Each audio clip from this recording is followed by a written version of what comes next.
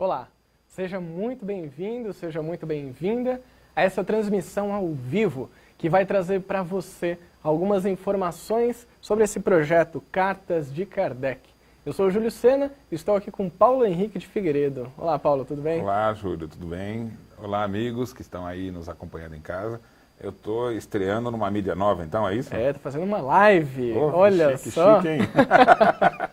Estamos ao vivo pelo Facebook da Rede Boa Nova de Rádio, porque nós queremos que você que está nos acompanhando de todas as partes do mundo, que você participe com a gente, que você esteja conosco neste projeto que vai resgatar a história do Espiritismo. Então, você pode mandar aí o seu comentário no Facebook e também pode compartilhar essa transmissão ao vivo. Clica aí em compartilhar e você vai trazer mais informações e mais conhecimento para a vida das pessoas.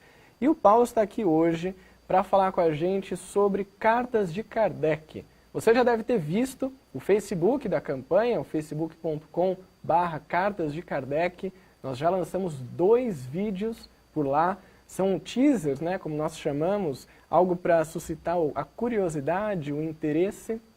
E hoje nós vamos falar um pouquinho mais sobre essas cartas de Kardec. E eu quero começar, Paulo, a gente trocando essas informações, né, batendo esse papo sobre as cartas de Kardec.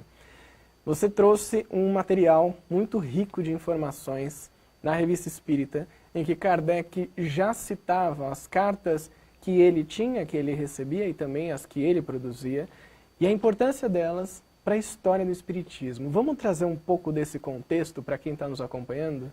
Vamos, eu acho essa história muito rica e apaixonante, né? Ela é até meio mágica, né? Sim. Porque a gente está acostumado a estudar Kardec e a gente tem uma limitação do que a gente pode acessar. Eu sei que é muito, né? Para alguns é muito. Para quem mergulha, chega um momento em que acaba. Sim. Porque ele escreveu as obras dele todas e ele escreveu mensalmente a Revista Espírita, desde 58. Sim.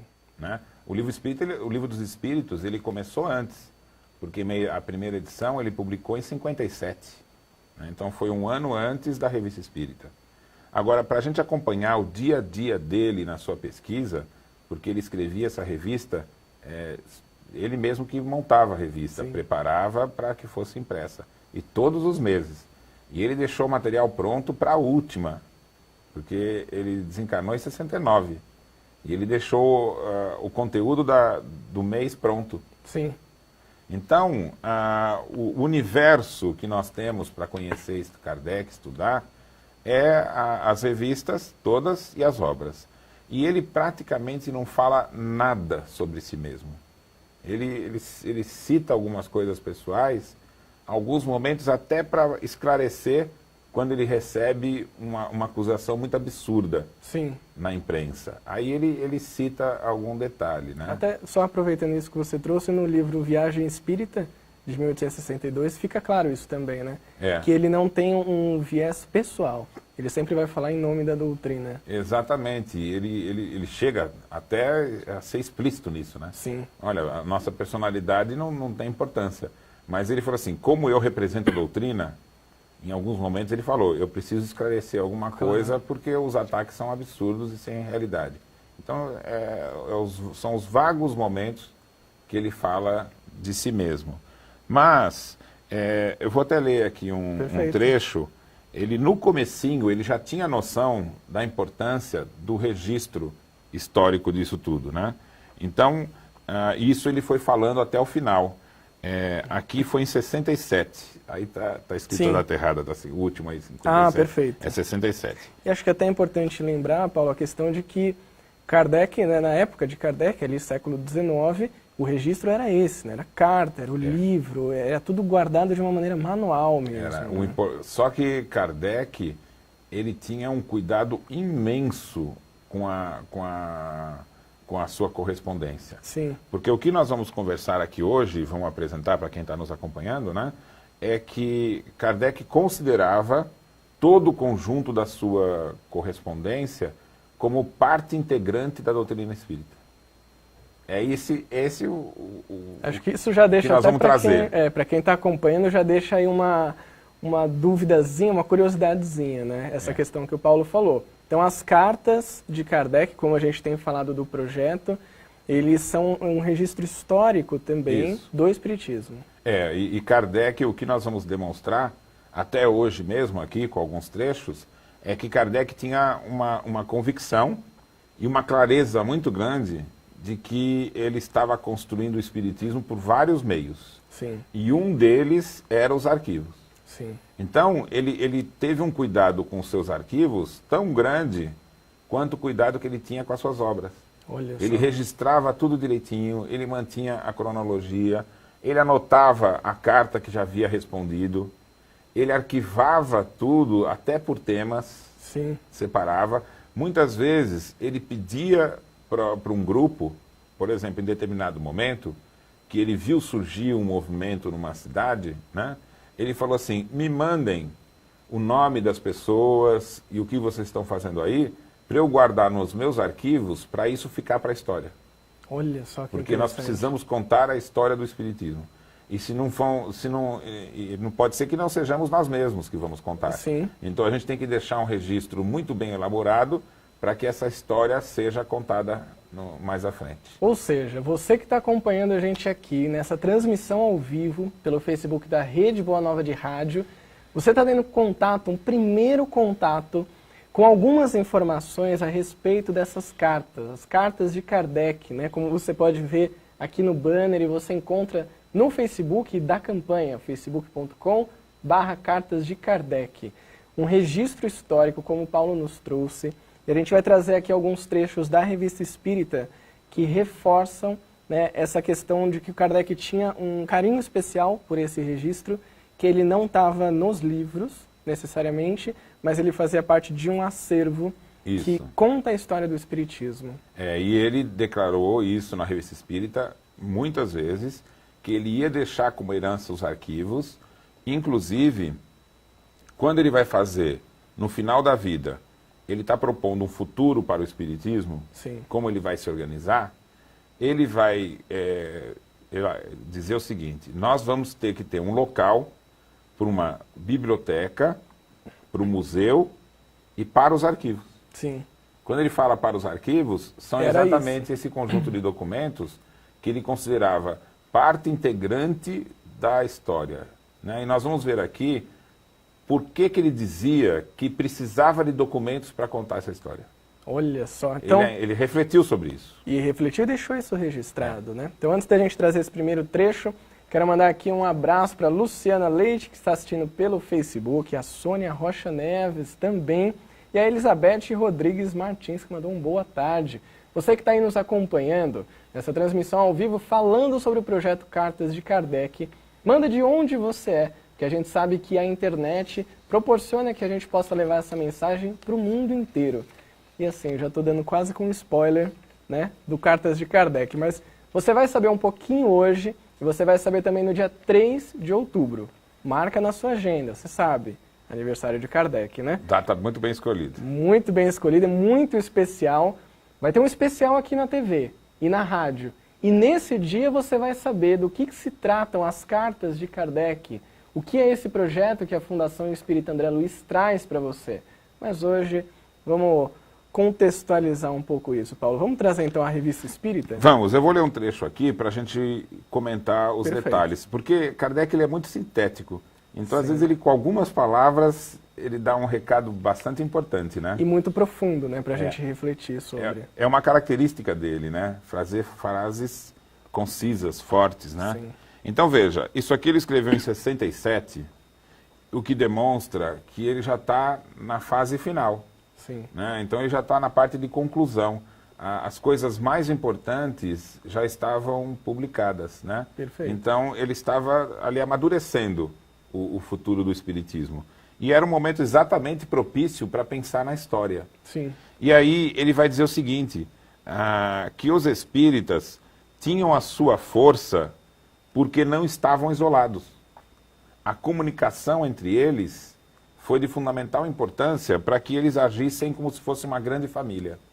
Então, eu acho, Júlio, que a gente pode até compartilhar com quem está nos acompanhando, que a proposta do Espiritismo é debater, resgatar valores, repensar caminhos, né? Reconstruir coisas que se perderam, mas nunca perdendo a noção clara de que, se somos espíritas, nos constituímos como uma grande família. Eu acho interessante você resgatar um pouco disso. E olha, e realmente, é o que você falou, é uma frase tão concisa do Kardec, que é bastante coerente com a lei de sociedade, a lei de progresso. A gente só vai evoluir juntos, ainda mais os espíritas, né? Isso. E aí a frase dele sobre isso é: os espíritas que se acharam mais fortes, lutaram com mais coragem, caminharam com passo mais seguro quando não são mais vistos isolados, quando sentiram um ponto de apoio, um laço que os ligava à grande família. E aí, então, ele estabeleceu um centro de correspondência entre espíritas do mundo, né? E depois ele escrevia na revista e repercutia isso para o grupo todo. Difundia isso. Então ele criou uma comunicação de duas vias. Perfeito. Né? E aí ele vai dizer o seguinte, que isso se concentrou na sociedade que ele estava dirigindo ali, que era a sociedade parisiense. Essa concentração espontânea das forças esparsas deu lugar a uma correspondência imensa. Monumento único no mundo. Quadro vivo da verdadeira história do espiritismo moderno, onde se refletem, ao mesmo tempo, os trabalhos parciais, os sentimentos múltiplos que fizeram nascer a doutrina, os resultados morais, os devotamentos e os abatimentos. Arquivo precioso para a posteridade. Olha só. Arquivo precioso, arquivos preciosos para a posteridade, que poderá julgar os homens e as coisas sobre peças autênticas.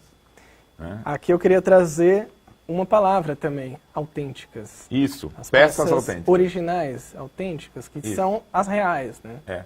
Então ele queria que a gente pudesse estabelecer a história do espiritismo, e já se tentou fazer isso, né, no passado várias vezes, mas a história, porque ela tem lacunas por falta de documentos, ela está impregnada muitas vezes da opinião do autor. Sim. Então eu vou te citar aqui um exemplo.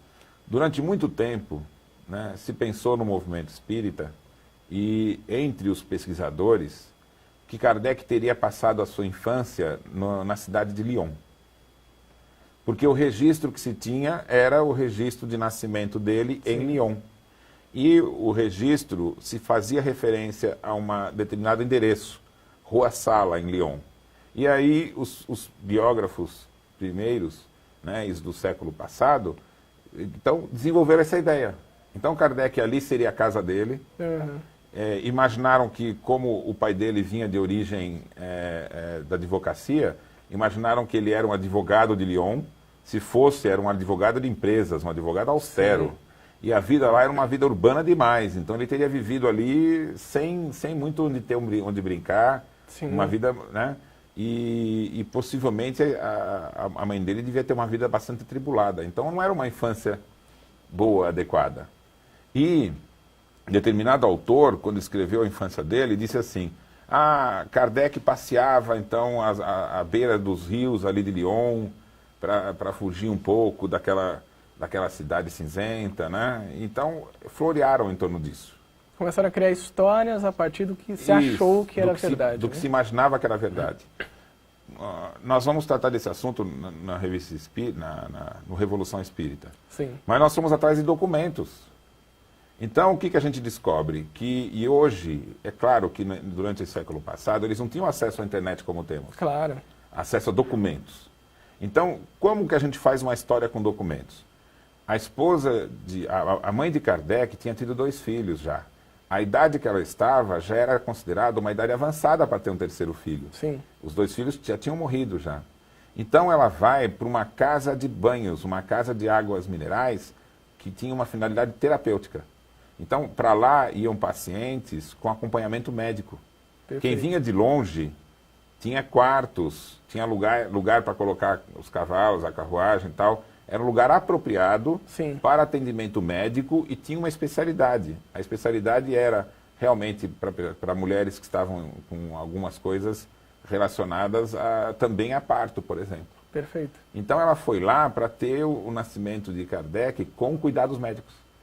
Né? Como é que a gente sabe isso? Com os recursos de pesquisa. Esse endereço, então, a gente tem até o catálogo do lugar. Olha só. Né? Explicando como era esse lugar e tal. E Kardec nunca passou a infância em Lyon. Ele passou numa cidade chamada Bourg-en-Bresse. Bourg-en-Bresse. E é uma cidade rural.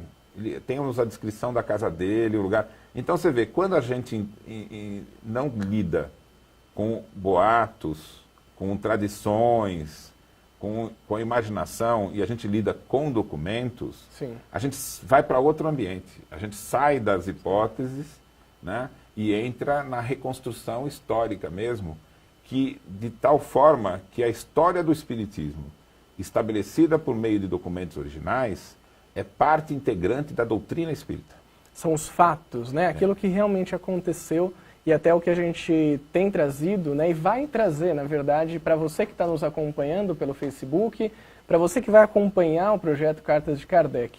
É um resgate de uma história que acabou ficando ocultada por muito tempo, né? Por 150 anos, e que a FEAL teve acesso e vai poder disponibilizar. E no dia 3 de outubro a gente está preparando aqui, estamos todos ansiosos, né? Já soltando aí algumas informações, alguns vídeos, algumas reflexões para você nos acompanhar, para que você conheça e tenha acesso a essa história. E eu vou trazer aqui algumas mensagens que nós recebemos no Facebook. Agora bombou, Paulo. Agora o Valdir Rebolo mandou olá, o Denis está em Jaú, o Afonso em Itupeva. E tem uma mensagem especial aqui. Simoni Privato. Opa, está nos acompanhando? Muitos êxitos para vocês. Abraço fraterno de Montevidéu, Uruguai. Que bom, que bom. A Simoni que teve um trabalho muito importante com o livro Legado de Allan Kardec, né? Que resgata também essa história, principalmente a Gênese, que o Paulo está na mão. Com a Gênese da FEAL, né? Essa que é a primeira versão, a versão autêntica, né, da Gênese. Então, Simoni, obrigado pela sua participação. A Luciana Leite está em São Sebastião do Caí, Elizabeth Rodrigues de Espírito Santo do Pinhal, interior de São Paulo, tem a Priscila de Santa Catarina, e o André Tarifa mandou aqui, o nosso amigo, mandou uma mensagem interessante, Paulo. Depois da redescoberta da Gênese, vem mais informação para nosso enriquecimento. Como é o nome dele? É o André Tarifa. André, eu fiz uma palestra recentemente, e nessa palestra me perguntaram o seguinte: por que está tendo uma coincidência de uma série de documentos e revelações, tudo acontecendo agora? E podemos citar algumas, né? Sim. As descobertas que fizemos históricas da vida de Kardec, alterando a biografia dele. Sim. Né? As descobertas históricas a respeito do espiritualismo racional, da psicologia do século XIX, Perfeito. Coisas que a gente não sabia e que dão uma nova leitura da doutrina. Sim. As descobertas dos documentos que a Simone trouxe para a gente, trazendo um novo rumo para... Porque, veja, o que a Simone fez foi o que estamos comentando, que foi a proposta de Kardec. Exatamente. Sair do campo da tradição, da opinião e estabelecer por meio de documentos autênticos. Perfeito. Ele falou isso aqui, nós estamos lendo, e ela fez isso. No livro, inclusive, eu já tive a oportunidade de ler o livro depois do lançamento da Gênese, li em 2 dias, porque ele traz informações tão ricas e de uma história que você vê, isso é um resgate histórico mesmo. Tem a foto dos documentos, né? Aí ele me perguntou assim, por que isso está acontecendo agora? Aí eu respondi para ele que está acontecendo isso agora. Eu não faço a menor ideia do porquê. Mas eu sei identificar que está acontecendo. Sim. Então, se está acontecendo, nós temos uma tarefa, que é nos debruçar. Vamos dar uma continuidade lendo aqui Kardec, mas é a hora da gente se debruçar. Não de forma apaixonada sobre as questões que pautaram e criaram dúvidas no passado. Sim. Mas quem está nos acompanhando agora e é espírita, nós não vamos ter a mesma abordagem que ocorreu nos últimos 150 anos. Porque para Kardec, nós teríamos esses 150 anos lendo esses documentos. Era o que ele imaginava que ocorreria. Mas não foi o que aconteceu, né? Ou seja, ele queria prevenir dissensões. Ele dizia assim, não vamos discutir sobre os detalhes da história do Espiritismo, vamos nos debruçar sobre os documentos e construir a partir deles. Perfeito. Então Kardec não sabia que a gente ia ficar sem esses documentos. Então o que ele pensava é que isso seria apaziguado. Então o fato da gente não ter documentos nós mergulhamos em muitas dissensões, porque alguns grupos defenderam ideias contrárias sem que nenhum deles tivesse documento para provar quem está certo. Era um achismo. Eu acho que é isso, você acha que é aquilo, Isso. Fica cada um na sua. E como essa discussão durou décadas e passou de século, Sim. então ela se tornou celeumas, dissensões. Então, o que poderia antes prevenir que isso ocorresse, a falta de documentos permitiu que isso ocorresse. Então, o que nós estamos vivendo agora, um momento? Então, temos que ter clareza de ler a época que estamos vivendo. Então, a possibilidade de agora termos documentos é justamente para que o debate não tenha dissensão. Perfeito. Entendeu? Vamos abandonar a discussão apaixonada. Não é fácil, mas vai ser esse o exercício. Né? Abandone a discussão apaixonada e vamos pautar a discussão pelos documentos encontrados. Então, a Simone, que está nos ouvindo, ela fez história quando ela, na Argentina primeiro e depois aqui no Brasil, fez a apresentação contando sobre o livro dela, e nessa apresentação que ela não fez nenhuma defesa apaixonada. Ela não tomou nem partido. Pois é. Ela apresentou os fatos para que o público chegasse às suas próprias conclusões. Que é um convite que o Kardec faz ao longo da codificação. Que nós sejamos, e você, como apresentador, né, do programa Livre Pensamento, junto com Cláudio Palermo, traz justamente essa questão. Somos pensadores livres, autônomos. Isso. E Kardec, então, vai caminhar para dizer o seguinte: o Espiritismo não é para ser aceito. O Espiritismo é para ser compreendido. Perfeito. Então é um esforço pessoal de compreensão. Então, o que nós estamos acrescentando no diálogo? Kardec elaborou a doutrina, do ponto de vista teórico, nas obras dele. Sim. E ele estipulou que os documentos que ele estava registrando construiriam também a história do Espiritismo por documentos, que é o que ele desejava. Então a nossa meta agora, da nossa geração, pela facilidade que a gente tem com esses... Aqui é a prova viva, né? Sim, né? Nós estamos aqui num bate-papo para tem muitas gente pessoas... do mundo inteiro ouvindo. Isso era impensável. Sim. Há tempos atrás. E não precisa falar de 50, 100 anos atrás. Há poucos anos atrás. Há 10 anos atrás? Isso não seria impossível. Exatamente. Então, aqui é um bate-papo nosso, e o bate-papo não é só surpreendente por estar gente de longe, é por eles estarem participando. Sim. Então, por exemplo, para o André, eu digo isso para ele: olha, eu não sei por que está acontecendo, mas a gente tem que ter clareza de que está acontecendo. Então vamos viver o momento. Vamos debruçar aproveitar disso, né? E o que mais que a gente pode trazer, Paulo, como na Revista Espírita sobre isso? Então veja, Kardec conclui o que estávamos falando aqui. Perfeito. Ele vai dizer assim: em presença desses testemunhos irrecusáveis. O que são testemunhos irrecusáveis? Documentos. Então eu vou até aproveitar e vou ampliar mais. Sim. Vai resolver algumas coisas que as cartas vão tratar. Mas, por exemplo, no caso da Gênese, resolveu a questão da Gênese. Resolveu. O acesso a documentos resolveu. No passado foi discussão, mas agora não é mais, porque agora se tem acesso a documentos.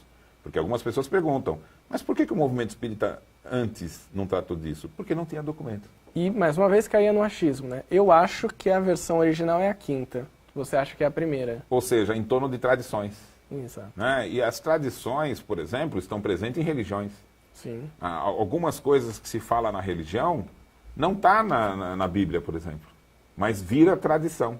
E aí vira controvérsia ou vira dogma. Sim. Então, com documentos a gente foge. Então, Kardec fala: em presença desses testemunhos irrecusáveis, em que se tornarão, na sequência, ele fala no futuro, todas as falsas alegações, as difamações da inveja e do ciúme.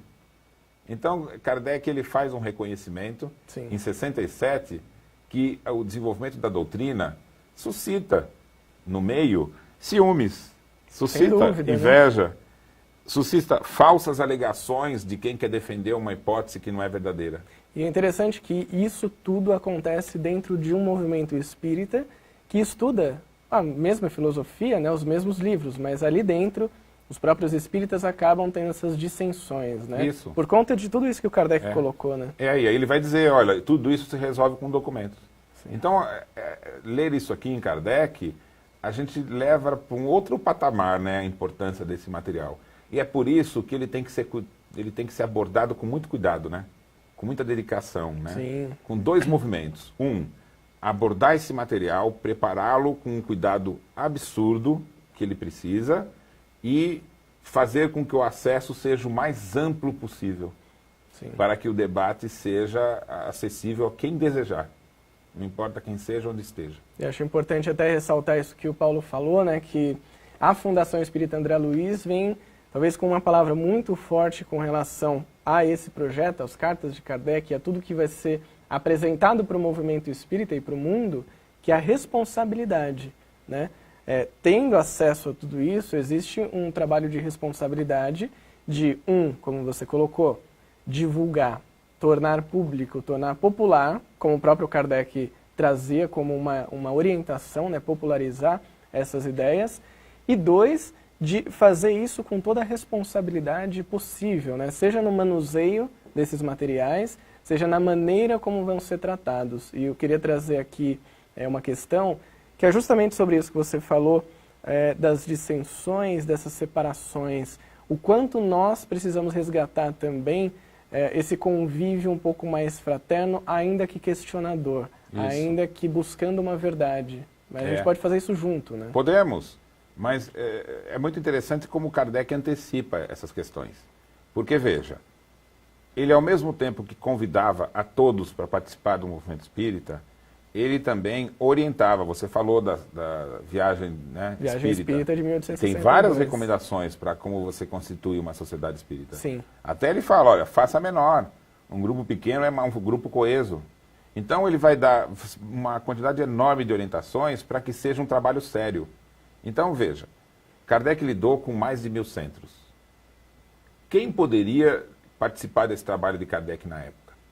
Quem quisesse. Quem quisesse. No mundo. Sim. Ele partia da iniciativa pessoal de cada um.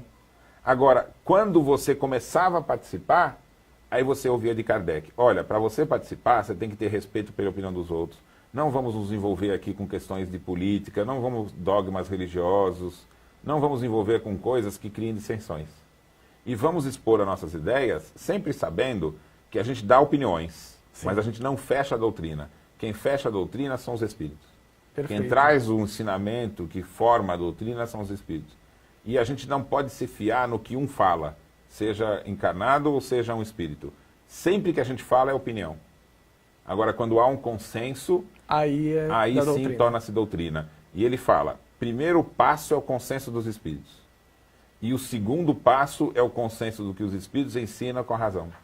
Olha só. Então tinha a proposta dele da universalidade do ensino, não era assim, eles se unem todos, ensinam e a gente aceita. Sim. Ainda tinha que casar com a razão e tinha que aquele ensinamento ter coesão com os anteriores. Perfeito. Para formar uma doutrina que fosse.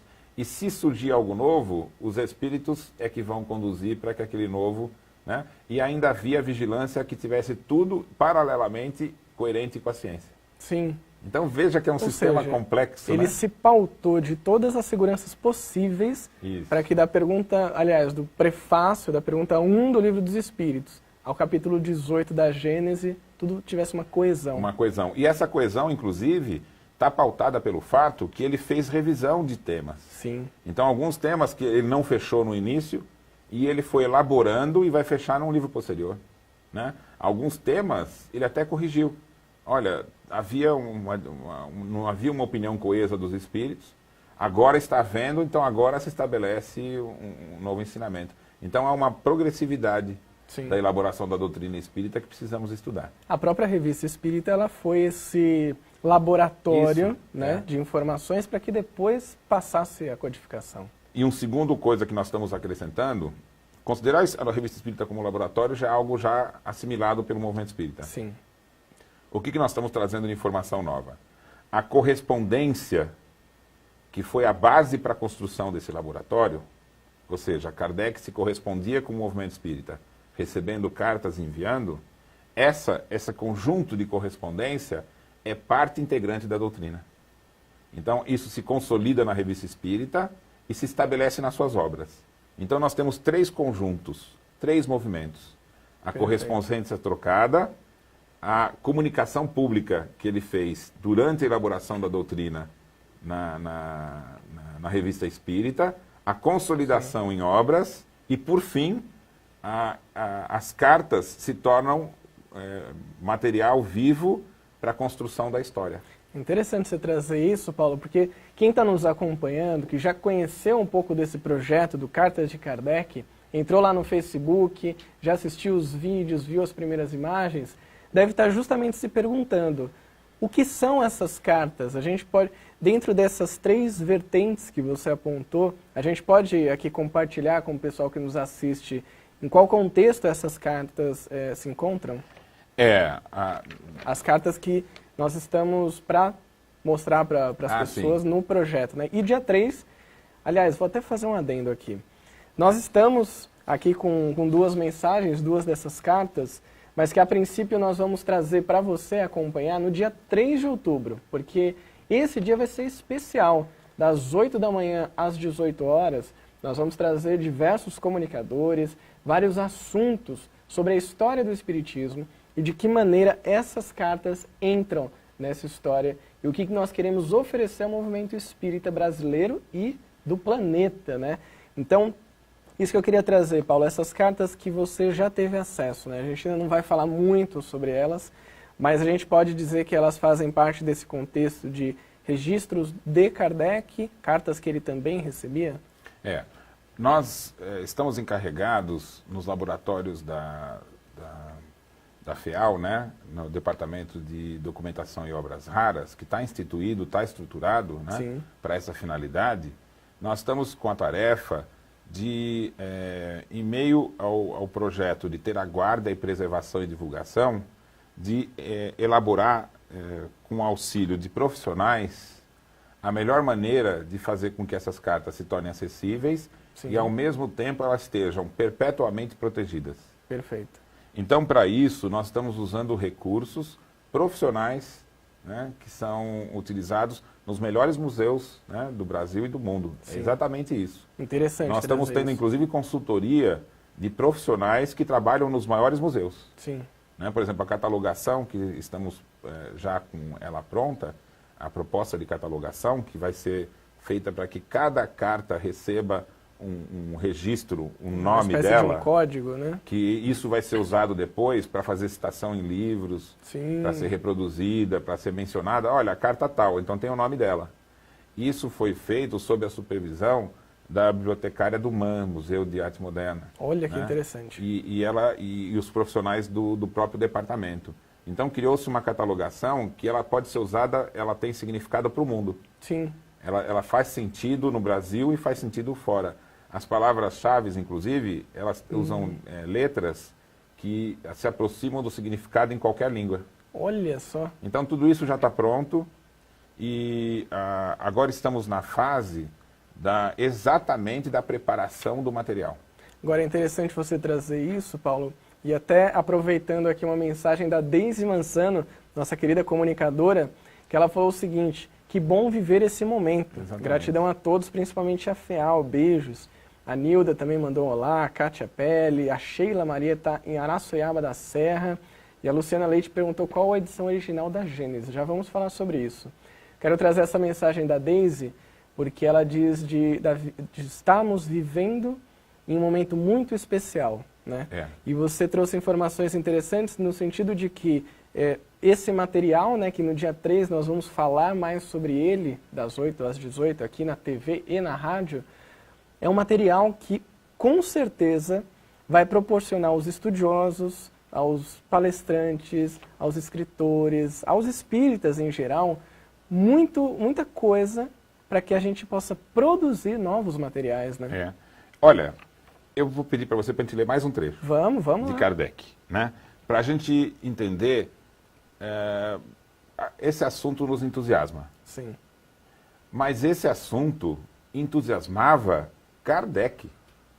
E nós sabemos que Kardec tinha ele tinha um coração muito grande, né? As cartas até vão contar. Mas ele também tinha uma razão muito aguçada. Sem dúvida. Né? Ele talvez seja, e as cartas vão demonstrar isso, uma junção de fatores muito único, que eu acho que na história da humanidade ocorreram poucas vezes. Se a gente for olhar para o passado, nós vamos ver isso em Sócrates, nós vamos ver isso em Jesus, nós vamos ver isso no Buda, nós vamos ver isso em poucas personagens da história, que é um indivíduo que tem um profundo conhecimento, tem uma noção muito grande de que esse conhecimento não o engrandece, né? É didático para expor esse conhecimento e é carregado de compaixão. Sim. Ele se solidariza com o outro. Isso é raríssimo. Ou seja, foi preparado para assumir esse papel, né? O Sócrates, por exemplo, ele não ensinava na academia, ele ensinava na praça, para quem o procurasse. Sim. Uma minúscula sapataria numa praça, quem conversava e aprendia com ele eram os transeuntes, que saía de casa e ia para a praça, por exemplo, uma vez por semana, para conversar com ele. Então, sim, os cursos dele era para quem quisesse. Jesus mesmo Jesus foi é a mesma esse coisa, exemplo, né? Então, eu acho que, por exemplo, das cartas, vai surgir para a gente um novo Kardec que a gente não conhecia. Que é um Kardec que, no século dele, fez isso. Kardec conseguiu construir uma doutrina que precisava de uma profunda racionalidade, né? Ele conseguiu conectar pessoas espalhadas pelo mundo e ele conseguiu ser generoso, né? Ele conseguiu exercer a solidariedade que o Espiritismo prega. Isso vai ser fundamental. Sim. Mas, aos olhos dele, olha só o que ele diz o seguinte: esses arquivos serão para o futuro a luz que levantará todas as dúvidas. Uma mina onde os comentaristas futuros poderão aurir com certeza. Com certeza, né? Isso, não vai gerar dúvida. Com dúvida. Vede, senhores, de que importância é esse trabalho no interesse da verdade histórica. A nossa própria sociedade nisso está interessada, em razão da parte que ela toma no movimento. Perfeito. Então Kardec se inseriu num processo histórico que ele não resume a ele. O fato da gente só se dedicar aos livros dele, a gente fala, o Espiritismo se resume a ele. Não se resume. Se resume a um contexto social, inclusive. Sim. E a gente vai fazer emergir, então, desse material de Kardec, é empolgante. Quem é que falou que está contente de viver nesse momento? A Deise Mansano. Ô Deise, eu acho que esse contentamento tem que ser bastante amplo, porque não vamos só contar uma história do Espiritismo, a gente vai recontar a história do mundo. Do mundo, exato. Né? Dos personagens que ali viveram, das ideias. E para quem estuda o Espiritismo com profundidade, solução para muitas coisas que vieram sendo carregadas como se fossem dúvidas, né? Sim. E essas dúvidas vão cair e vão cair todas, viu? Inclusive a Eri Lopes mandou também uma mensagem parecida com a da Deise. Trabalho histórico da FEAL e muito bem entregue aos cuidados do Paulo Henrique. Gratidão também ao Dr. Canuto de Abreu. O Canuto de Abreu, ele também vamos contar a história dele. Vamos falar sobre ele. Então temos caixas e caixas da trajetória de pesquisa desse homem. Interessante isso também. Ele, para todos os pesquisadores, ele tem uma referência antiga, né? Independente do que representou a sua figura num contexto de um movimento espírita. Sim. Porque ele tinha ideias pessoais, alguns outros pesquisadores tinham ideias, muitas vezes eles eram conflitantes. Isso somos nós, né? A gente vai construindo por caminhos imperfeitos, porque somos imperfeitos. Sem dúvida. Mas ele fez com que a vida dele se tornasse uma missão que, quanto mais a gente vai se aproximando dos documentos que a gente vai lendo dele, a gente começa a admirar. Porque ele era uma pessoa que, pessoalmente, tinha recursos para viver uma vida completamente independente. Uma família rica, assim, com muitos recursos. E ele fez uso dos seus recursos para contar a história do espiritualismo. Então a gente está falando das cartas aqui, sim, mas nós temos um acervo de mais de 20 mil obras. Que vai além de tudo isso que vão a gente complementar tudo isso que nós estamos falando. Que bacana. E essas obras têm algumas obras de 1600. Olha só. Antes de 1600. Sim. E tratando de espíritos. Tratando da questão da espiritualidade. Muito antes de Kardec e até do próprio espiritismo. E chegando até Kardec no espiritismo e muitas obras raras de todo esse período.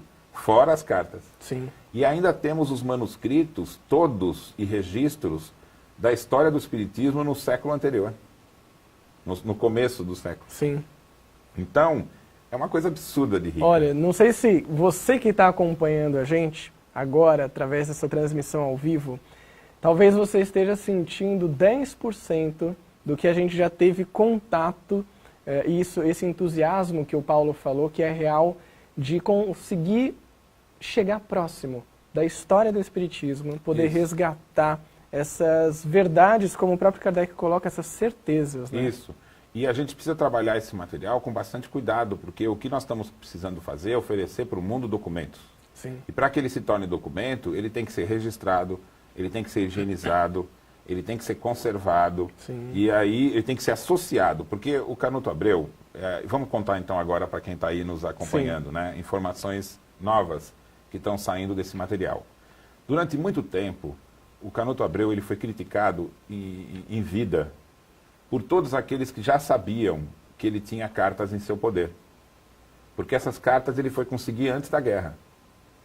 E há um episódio interessantíssimo que ele trouxe essas cartas para o Brasil antes da Segunda Guerra. E a gente até tem livros já sobre isso, pesquisa histórica. Os nazistas de Hitler e os seus próximos, eles eram esotéricos. Eles faziam reuniões esotéricas, eles faziam até evocações de espíritos. Olha eles só. consideravam que eles tinham uma missão espiritual mesmo, né? E eles, então, conduziam isso por esses meios. Então, eles se interessavam profundamente por tudo que fosse ligado à espiritualidade. Sim. E aí, quando eles invadiram Paris, na Segunda Guerra, e tomaram Paris, eles fizeram, a SS estabeleceu missões direcionadas, intencionais, para buscar nas sinagogas, nos centros maçônicos, nas lojas maçônicas, e na Maison des Spirites, e na Casa Espírita, para pegar livros. Não é para queimar nada, Sim. é para juntar para eles, para a biblioteca esotérica, que eles queriam ter o que tinha de melhor no mundo sobre a espiritualidade. Sim. Então, a Maison dos Espíritos foi saqueada. E não sabemos o paradelo de muitos livros que estavam lá. Né? Então, por exemplo, Kardec não tinha uma biblioteca pessoal, esses livros foram saqueados pelos nazistas. As cartas não foram porque vieram para o Brasil, com Canuto Abreu. Porque ele conseguiu resgatar e salvar algumas Ele foi das na cartas. França, trouxe as cartas, Perfeito. e esse movimento, tendo ocorrido antes da guerra, evitou o final trágico que poderia ocorrer com essas cartas, que era Sim. de que se tivesse na Maison dos Espíritos, teria sido saqueado pelos nazistas. Olha só, então a gente está tendo contato com o material graças ao Canuto, né? Que é um material que sobrou, né? A gente Exatamente. pode dizer assim. Aí nós temos algumas cartas trocadas entre Canuto e o Chico Xavier. E tem uma carta bastante interessante, que também fará parte da divulgação, né?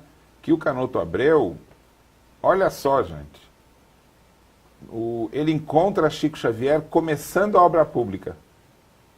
Mocinho ainda. Sim. E o Canuto um pouco mais velho do que ele. Aí ele escreve uma carta para o Chico Xavier dizendo assim: eu fui ver o seu trabalho, conheço os muito médiums, né? E consigo perceber que você tem um trabalho de grande futuro. Então eu vou lhe dar um conselho aqui, me permita fazer isso, né? Eu quero dar um conselho de irmão mais velho. Tenha humildade. Olha só. Se você não tiver humildade, você vai poder fazer com que a obra que você pode construir se perca. Sim. Vai desviar, né, essa obra. Ele fala, me desculpe falar isso, mas é que eu, sendo mais velho, eu consigo enxergar que isso vai ser uma necessidade. Então me perdoe de falar isso para você. E ali nasceu uma amizade muito grande. Sim. Então quando o Canuto se viu diante das cartas, ele ficou preocupadíssimo do que fazer com aquilo. E aí ele manda perguntas para que o Chico fale com os espíritos. Para ter respostas sobre aquele material. Sobre aquele material. O que eu devo fazer? Sim. Como é que eu vou fazer com essas cartas? E aí o Chico Xavier manda para ele psicografias do Emmanuel. Sim. Falando sobre as cartas. Sabe o que ele falou? Ele disse o seguinte: essas cartas não podem ser divulgadas assim a esmo.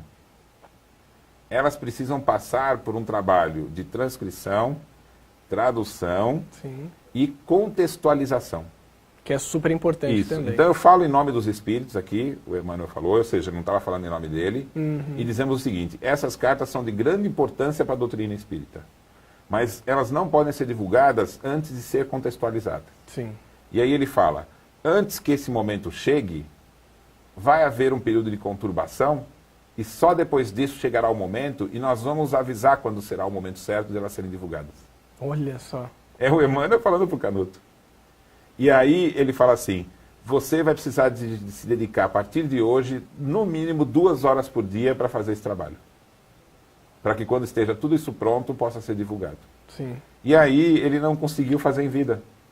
Então, além da gente ter que digitalizar as cartas, nós estamos digitalizando o que ele já transcreveu das cartas, o que ele já traduziu e os manuscritos dele de próprio punho fazendo observações sobre o conteúdo.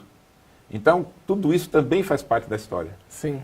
Então, nós estamos digitalizando tudo isso e fazendo parte de um dossiê.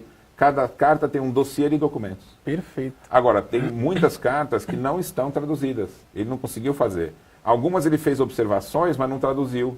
E esse Algumas trabalho ele ainda vai não ser transcreveu. Feito. Então, agora, tudo isso agora precisa ser feito. Um monte de cartas tem que ser transcritas, depois traduzidas, e depois nós temos que certificar a letra de Kardec. Então, nós já tivemos essa semana a visita de 2 paleógrafos lá. Sim. Né?